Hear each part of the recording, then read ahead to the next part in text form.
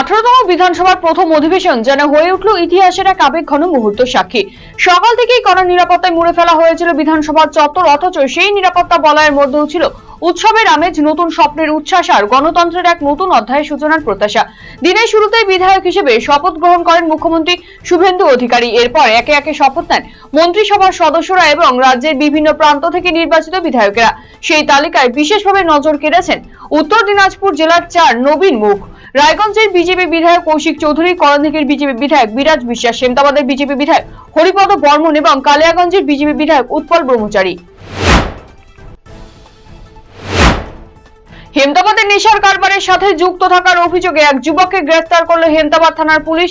বুধবার ধৃত ওই যুবককে রায়গঞ্জ আদালতে পেশ করা হয়েছে। পুলিশ সূত্রের খবর, ধৃত যুবকের নাম রাজা মোহাম্মদ, বাড়ি হেমতাবাদ ব্লকের সমাজপুর এলাকায়। ধৃত ব্যক্তি হেমতাবাদ ব্লকে ড্রাগ সহ বিভিন্ন অবৈধ কারবারে যুক্ত রয়েছে বলে পুলিশ সূত্রের খবর। দিনহাটার ওকরাবাড়ি এলাকায় একটি মিষ্টির দোকানে ভয়াবহ অগ্নিকাণ্ডের ঘটনায় ব্যাপক চাঞ্চল্য। প্রাথমিকভাবে ক্ষয়ক্ষতির পরিমাণ প্রায় 15 লক্ষ টাকার বেশি বলে অনুমান করা হচ্ছে। এদিকে স্থানীয় বাসিন্দাদের অভিযোগ, এলাকায় পর্যাপ্ত অগ্নি নির্বাপন ব্যবস্থা না থাকায় আগুন দ্রুত ছড়িয়ে পড়ে। ঘটনাস্থলে পৌঁছে তদন্ত শুরু করেছে দিনহাটা থানার পুলিশ। মে মাসের প্রায় অর্ধেক হয়ে গেলেও এখনো এপ্রিল মাসের মজুরি পাননি কালিয়াগঞ্জ পুরসভার সাফাই কর্মীরা।